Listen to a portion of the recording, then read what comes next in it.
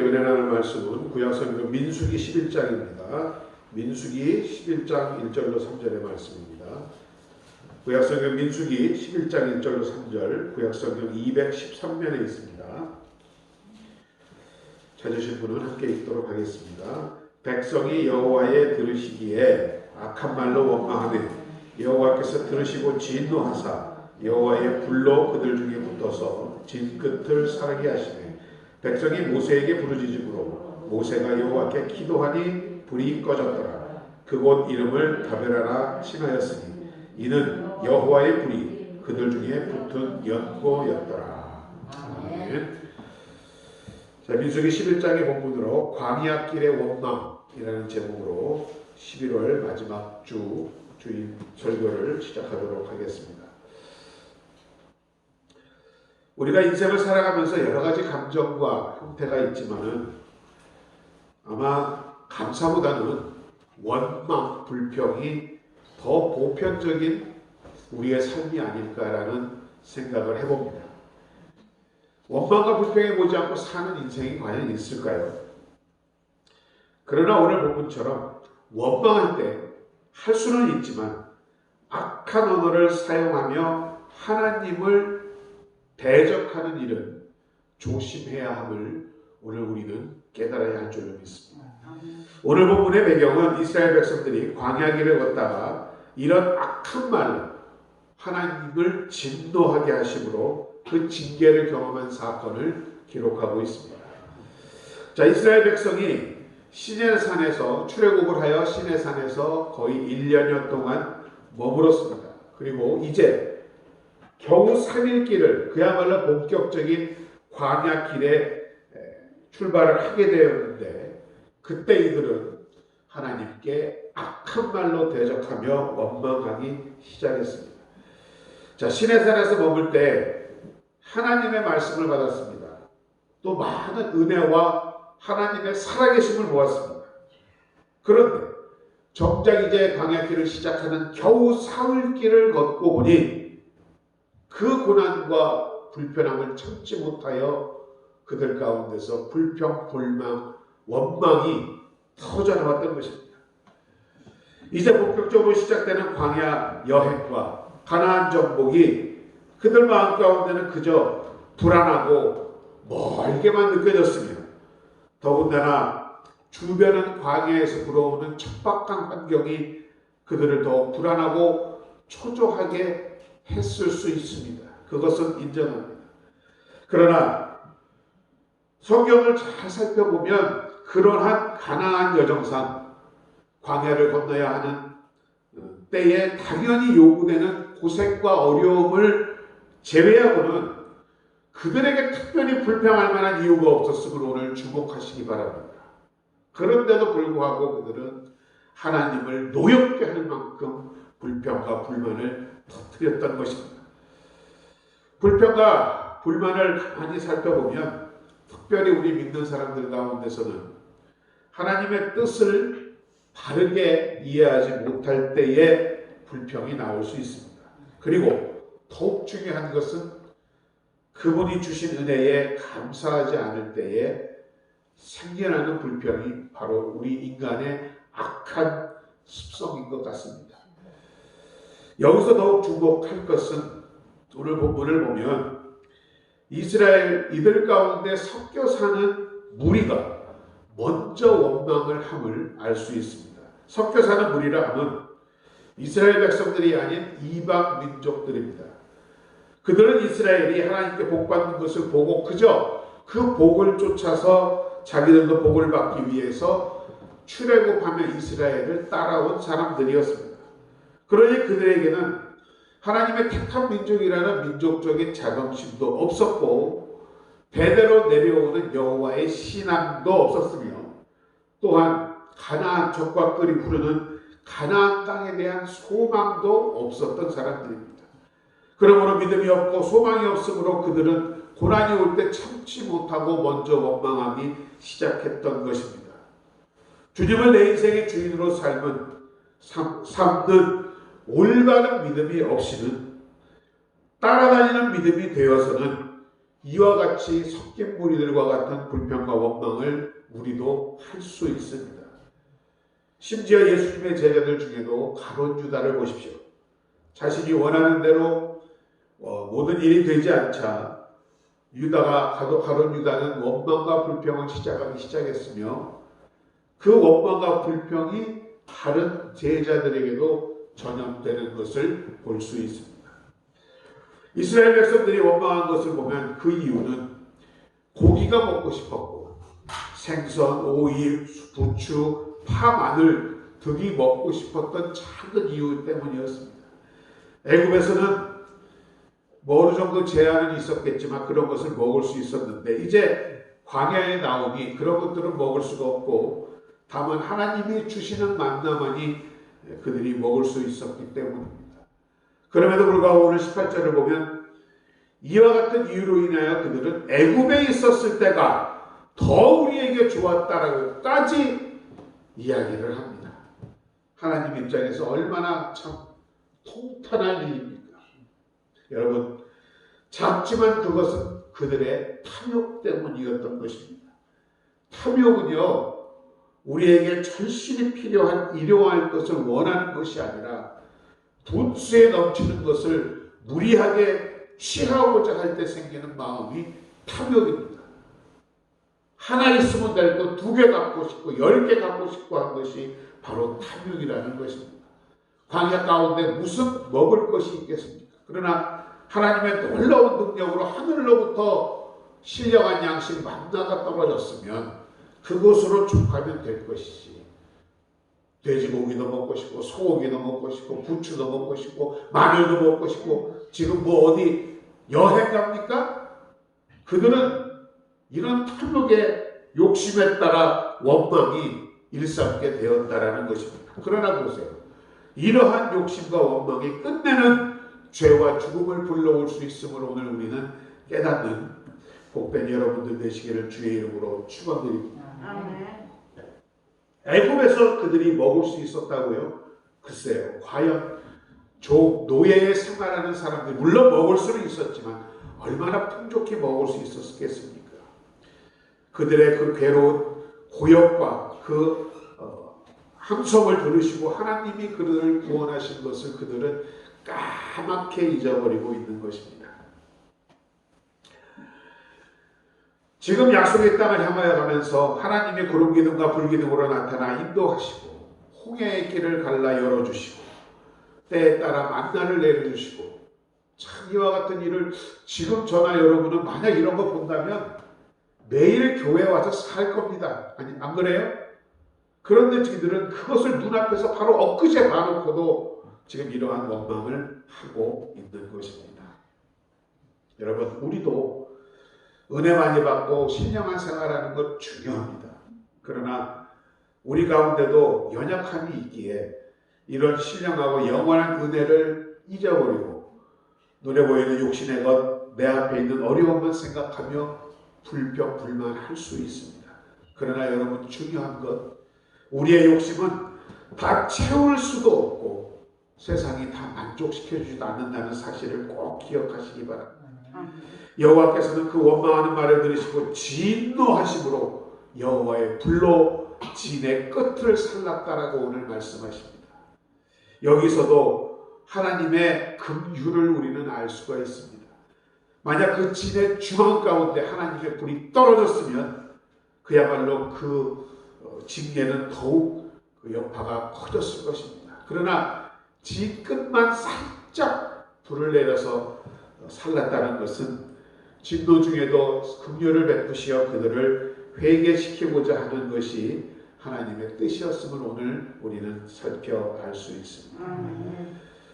우리도 삶을 살면서 때로는 하나님의 뜻에 따라 살지 아니할 때에 아주 중병이 들게 하시거나 사업이 폭삭망하게 하시거나 진중앙을 때리는 것과 같은 일도 있을 수 있겠지만 모퉁이를 우리 인생의 모퉁이를 치셔서 우리로 하여금 얼른 깨어나서 빨리 회개하고 돌아오시게 하는 하나님의 사랑이 더 크게 우리에게 다가오는 줄로 믿습니다. 그리고 오늘 본문을 보니 모세가 여호와께 기도하니 불이 꺼졌더라라고 기록하고 있습니다. 이때 이스라엘 백성들 모두는 그들 마음 가운데 불신과 원망과 불평함으로 가득 차 있었기 때문에 기도가 나오질 않았던 것입니다.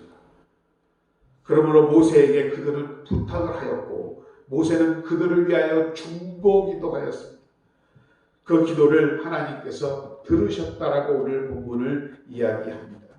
여기에서 모세가 기도하니라는 히브리 원문을 찾아보니 하나님의 간섭을 돌이키셨고 징계를 만류시켰음을 의미하고 있습니다. 여러분의 기도가, 중보가 이와 같이 여러분의 가정과 자녀들을 살릴 수 있음을 항상 깨닫고 중보기도에 더욱 열심하시는 여러분 되시기를 주의 이름으로 축원드립니다. 잠깐만요. 컴퓨터가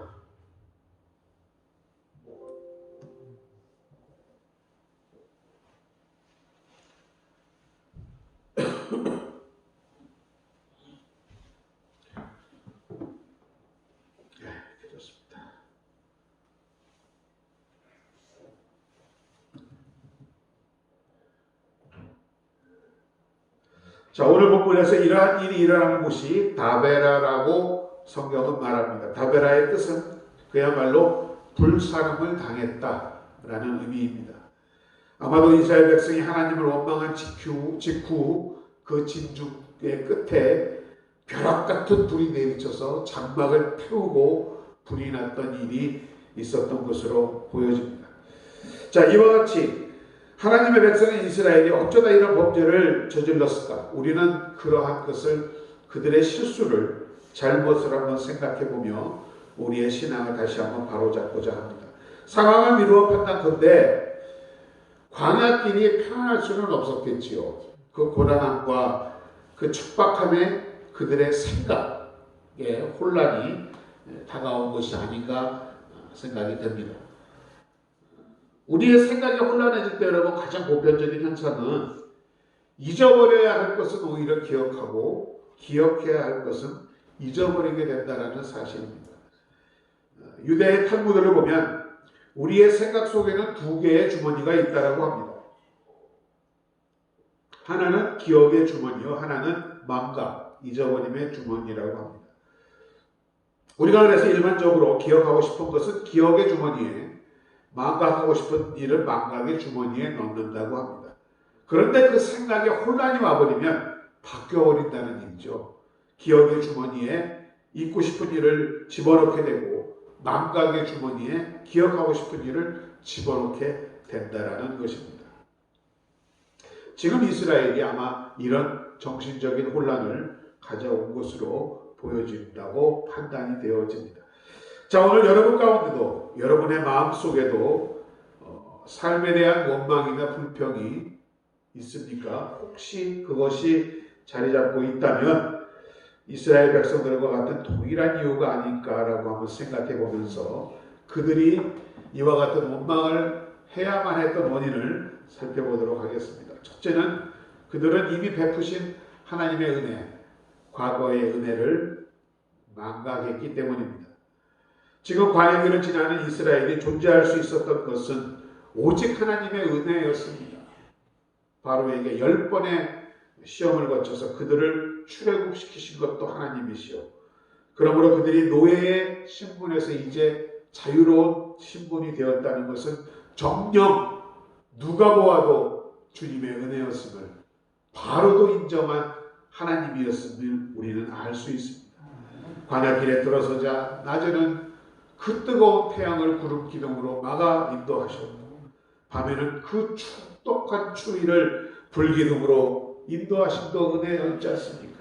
무엇보다 지금도 유대인들에게 부정할 수 없는 사실, 홍해 바다를 가르시고 출애굽을 시키신 것도 하나님의 크신 은혜였음을 그들은 알고 있습니다. 그리고 다베라라는 지금 이곳에 올 수 있었던 것이 모두 하나님의 은혜임을 그들이 모를 리가 없지 않습니까? 그런데 그들은 원망하고 있습니다.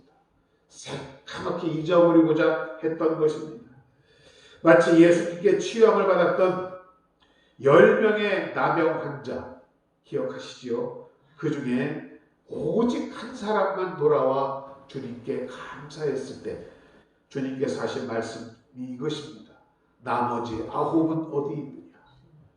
시편 기자는 그래서 자신의 영혼을 부르며 다짐하기를 내 영혼아 여호와를 송축하며 그 모든 혜택을 잊지 말지어다.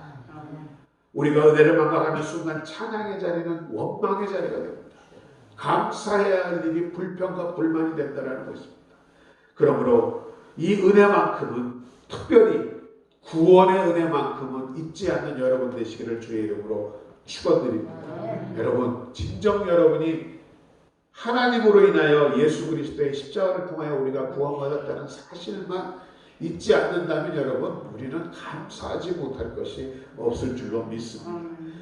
옛날 영국의 유명한 문호인 셰익스피어가 살고 있는 마을에 말도 못하고 눈도 보이지 않는 한 거린이 있었다라고 합니다. 그런데 그는 구걸을 할 때마다 이렇게 왼손을 펴고 있었다고 합니다. 아마 뭐 한 푼 줍시오라고 이렇게 쓰여 있었겠죠. 그리고 그 누군가가 그에게 동전을 던져주거나 돈을 주면 즉시로 그 돈을 쥐면서 오른손을 딱 폈습니다. 그 오른손에 뭐라고 쓰여 있는지 아십니까? 땡큐. 받으면 땡큐. 자, 은혜를 받으면 감사할 줄 알아야 한다라는 그런 비유겠지요. 청교도 미국 영국의 종교적 핍박을 받고 미국으로 떠난 청교도들의 기도문에는 다음과 같은 기도문이 있답니다. 참 은혜로운 기도문입니다. 하나님, 당신은 우리에게 너무 많은 은혜를 주셨습니다. 그러나 한 가지만 더 구하는 것을 용서하시옵소서. 저희에게 은혜를 잊어버리지 않는 은혜를 주십시오라고 기도했다라고 합니다. 여러분, 은혜 받은 자들은 감사해야 하는 것이 당연한 줄로 믿습니다. 두 번째로, 이렇게 많은 은혜를 받고도 불평을 했던 이스라엘 백성이 불평, 불만을 할 수밖에 없던 이유는 현재의 그들 눈앞에 있는 축복을 보지 못하였기 때문입니다. 지금 원망하고 있습니다. 광야 가운데 생활하니 뭐 생활이 편하겠습니까? 불편함의 극치였을 것입니다. 부족한 것뿐이었을 것입니다. 자, 우리도 우리 형편을 보면 넉넉지 못하지요. 항상 부족함과 불편함이 우리 생활 가운데 있음을 우리는 알고 있습니다. 그런데 여러분 정말 한번 살펴보세요. 그 부족함과 불편함만 있습니까? 하나님은 이스라엘 민족과 우리에게서 모든 축복을 다 걷어가 버렸습니까? 그렇지 않음을 알 수 있죠. 만나는 아직도 하늘에서 내리고 있습니다. 일용할 양식은 우리에게 늘 주어지고 있습니다. 여러분 4절에 보면 그런데 이스라엘 백성들은 이런 말을 합니다. 누가 고기를 주어 먹게 할고.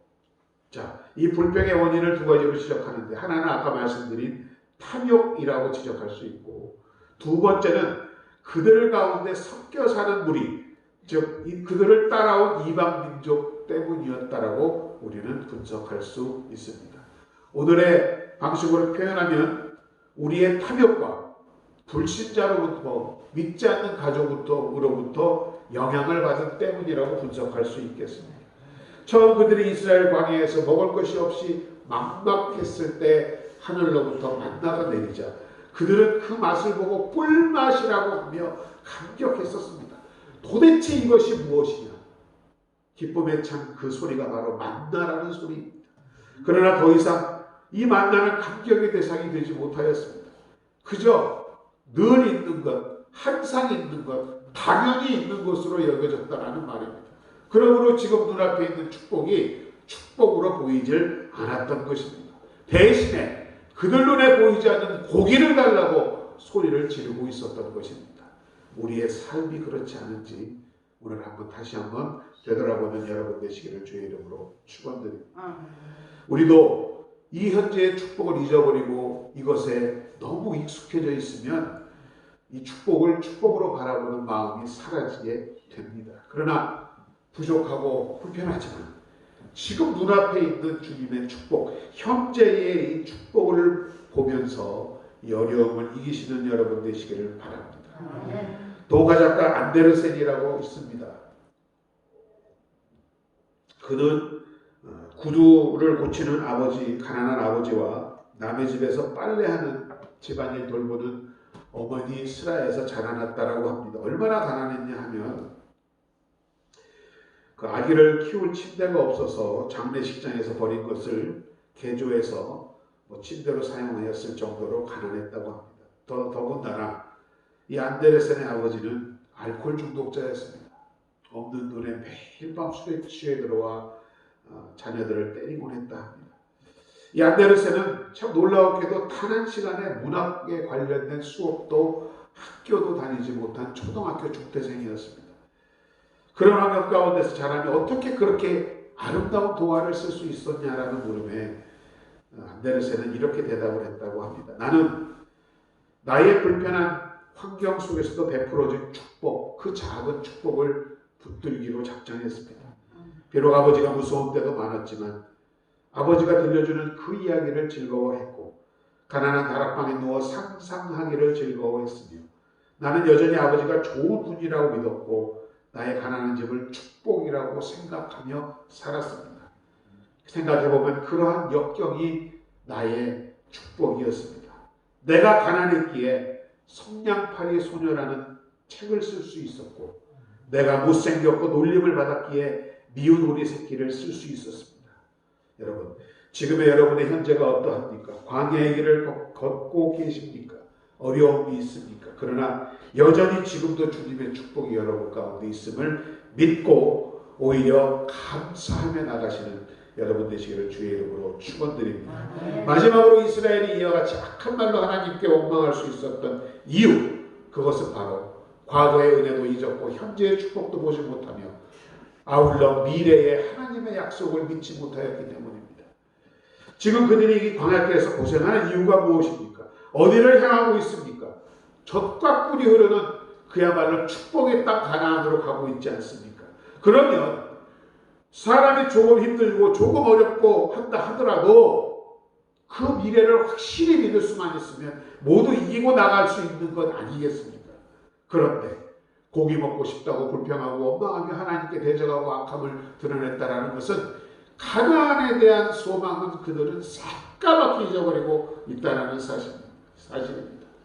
우리도 인생의 긴 여정을 걷는 과정 중에 좌절을 겪을 때도 있고 절망을 할 때도 있습니다. 그러나 그때 보면 우리의 가장 목표, 인생의 목표와 희망을 상실하였을 때 그러한 좌절과 절망이 다가옴을 우리는 알 수 있습니다.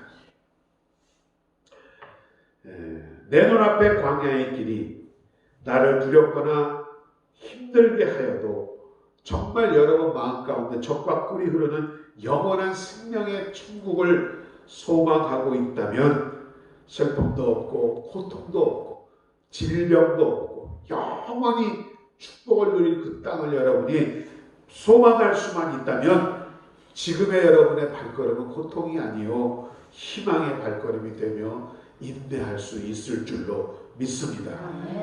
오래전에 한 여자 수영선수가 있었는데 영국 해협을 그때는 사람이 건너는 일이 참으로 기적과 같은 일이었습니다. 즉 영국에서 출발해서 프랑스로 수영해서 가는 것입니다. 매우 오래된 이야기인데 100만 명이나 넘는 사람들이 그 수영 선수의 그 도전을 TV를 통해서 보고 있었다라고 합니다. 그날따라 바다는 추웠고 안개가 짙게 끼어 있었습니다.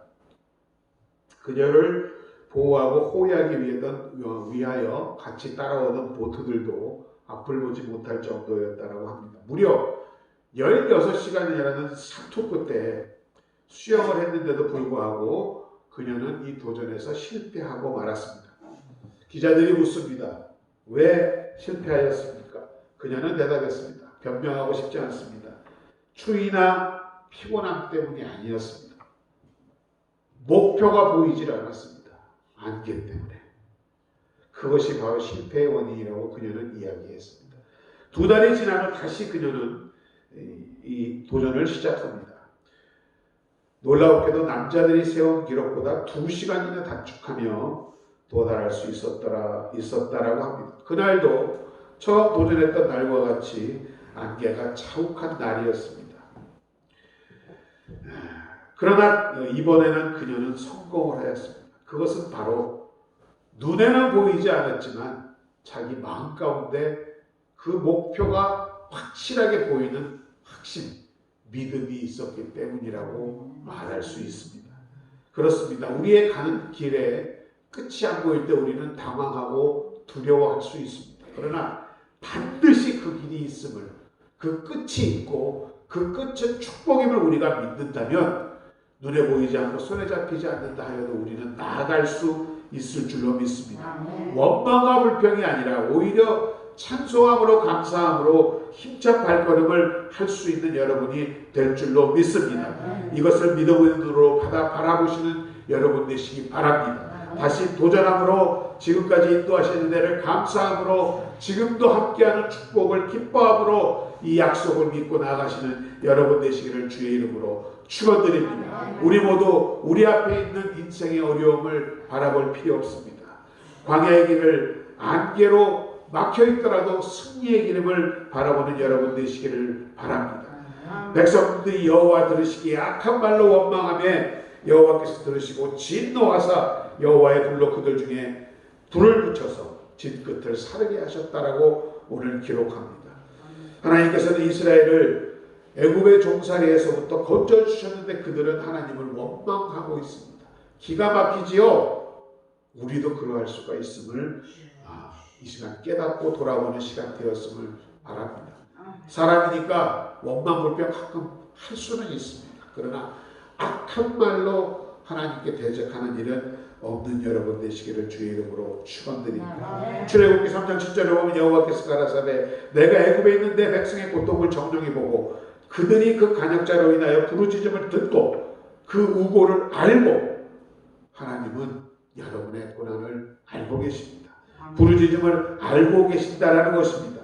마태복음 12장의 말씀으로 오늘 말씀을 설교를 마칩니다. 내가 너희에게 이르노니 사람이 무슨 무익한 말을 하든지 심판날에 이에 대하여 신문을 받으리니 내 말로 의롭다함을 받고 내 말로 정죄함을 받으리라. 아멘. 여러분, 사람의 속에 있는 것이 말로 나온다라고 합니다. 덕이 되는 말, 거룩한 말, 의로운 말이 안 나오면 차라리 입을 닫는 것이 맞습니다. 아멘. 우리 말로 의롭다함을 받고 정죄함을 받는다는 것은 우리에게 커다란 깨달음이 되어야 할 줄로 있습니다. 여러분 속에 선한 것이 있으면 선한 말이 나오고 악한 것이 있으면 악한 말이 나온다는 말입니다. 지금 어머니들은 많이들 세련돼서 그렇지 않지만 우리 할머니 세대만 해도 참 어머니들 말이 험했어요. 그죠? 저한테 제가 들은 건 아니지만 시골에 가끔 가면 그 할머니들 하는 말 들으면 참으로 무서운 말 많았습니다. 이런 오살할 놈, 연병할 놈, 뒤질 놈. 여러분 엄청난 저입니다. 제가 다 뜻은 모르는데 연병할 놈이면 아마 그때 전염병 이 잡기 부스 걸려 죽을 놈아 말을 주의해야 할 줄로 믿습니다. 아무렇지 않게 맺는 말이 그 자녀의 운명을 좌우할 수 있는 것입니다. 그러나 여러분 가운데 말씀이 있고 늘 신령함이 살아있으면 여러분의 입을 통하여 그것이 나오는 줄로 믿습니다. 하나님 앞에 합당하지 못한 말이 나오면 내 속에 그러한 것이 들어있음을 깨닫고 즉시 회개함으로 나가시는 여러분 되시기 바랍니다. 내 마음을 다스리는 자기 마음을 다스리는 자는 성을 빼앗는 자보다 낫다라고 주님 말씀하셨습니다. 마귀는 자꾸 현재의 불편함과 어려움과 고난만을 바라보며 악한 생각을 넣어주고 불평과 원망을 하여 남을 정죄하고 회방하고 악한 말을 하게 할지 모릅니다. 이러한 참소를 이기고 유혹을 받아들이지 않고 이길 때는 바로 내 마음을 다스릴 때입니다. 주님께 기도하면서 우리에게 베푸셨던 은혜, 그리고 지금 우리와 함께 하시는 축복, 그리고 앞으로의 우리에게 베푸신 영원한 축복을 바라보시며 감사함으로 주님 앞으로 하나님 더 나아가는 여러분 되시기를 주님의 이름으로 축원드립니다. 아버지 하나님 은혜와 사랑을 감사드립니다.